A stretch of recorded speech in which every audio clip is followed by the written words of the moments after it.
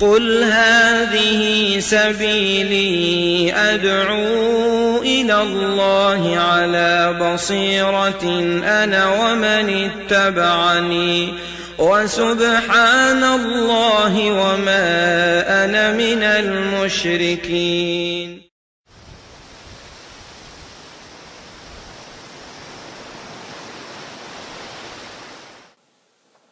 Nous sommes le jeudi 5 décembre 2013, une journée qui deviendra à vos yeux très froide.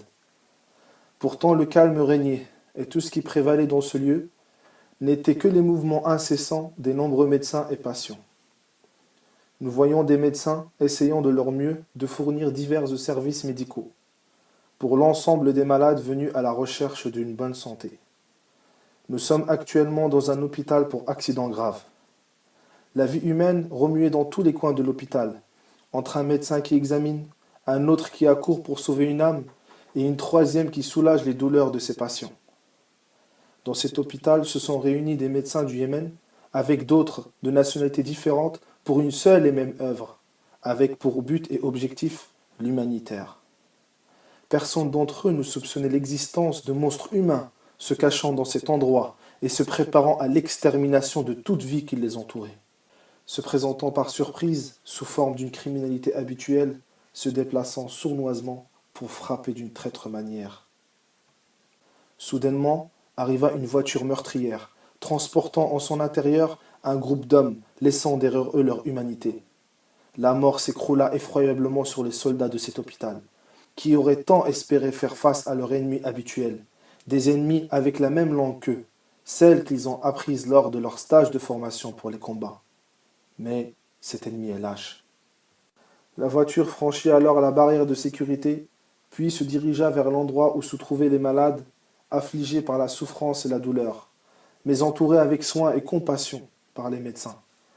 Il en a fallu peu de temps avant que la voiture, d'une très forte intensité, n'explose. Le conducteur périt. Il a certes vendu son âme par un suicide. Mais alors, qu'en sera-t-il des autres venus avec lui ? Le son émis par l'explosion est d'un niveau très élevé. Sa fumée funeste et son feu noir ennuageant le ciel au-dessus de cette zone sont des informations et des indications sur sa brutalité. Le meurtre gratuit débute. Les voleurs d'âmes se sont infiltrés dans l'hôpital, puis ont commencé leur expédition destructrice. Tuer toute chose et liquider toute âme vivante. Un torrentiel de balles contre des personnes désarmées. Les meurtriers sont venus déguisés, avec des uniformes de militaires, parce qu'ils savaient que la nature humaine se sentirait en sécurité. Ils ont mis des vêtements qui ne sont pas les leurs. Les meurtriers sont venus déguisés avec des uniformes de militaires, parce qu'ils savaient que la nature humaine se sentait en sécurité en présence de ce genre d'uniforme. Ils ont mis des vêtements qui ne sont pas les leurs, afin de dissimuler leurs mauvaises intentions, qui sont de commettre des atrocités. De cette manière, ils avaient une longueur d'avance dans cette perfidie. Les tueurs se dispersent et débutent leur bataille dans l'inégalité et sans doute sans le moindre atome de courage.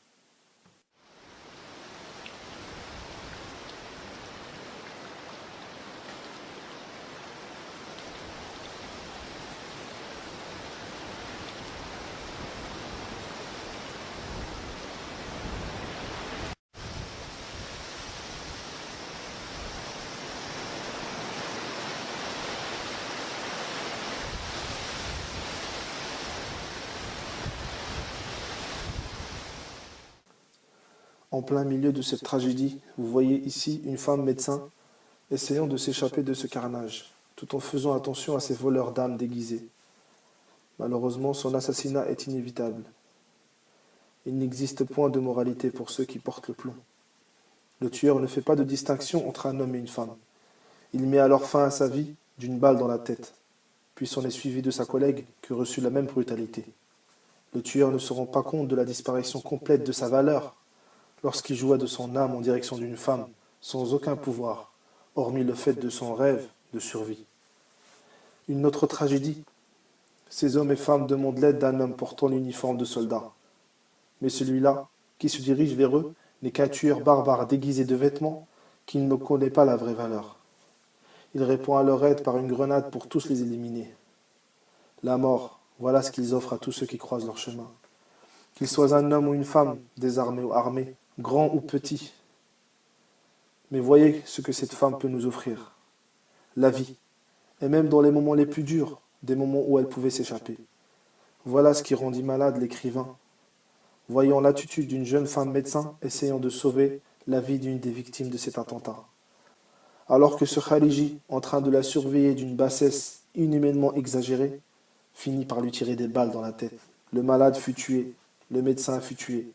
Ô toi, serre ton enfant dans tes bras avec force, et dis-toi que la miséricorde qui se propage dans ton cœur fut retirée des leurs. Nu'man et sa femme, ainsi que ses filles, ayant évité l'explosion, sont tout de même rattrapées par les balles des terroristes. Des scènes tristes qui nous laissent interroger, mais sans la moindre réponse. Qu'ont-ils donc réalisé comme gain de tout cela? Et qu'ont-ils laissé derrière eux comme événements avec lesquels se rappelleront d'eux leurs enfants et leurs proches?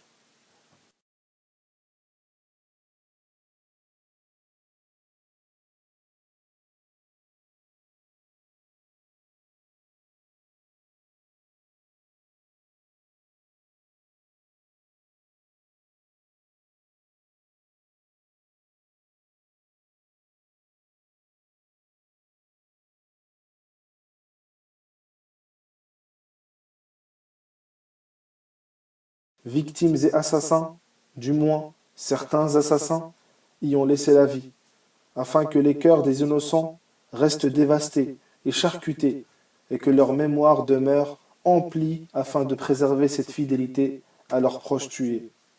Les cœurs de ceux qui restent sont enterrés, avant même les corps meurtris de cet attentat.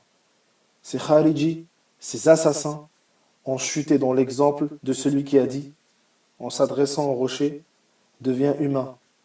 Mais le rocher lui répond, « Je suis dans l'incapacité de devenir une pareille atrocité et cruauté ».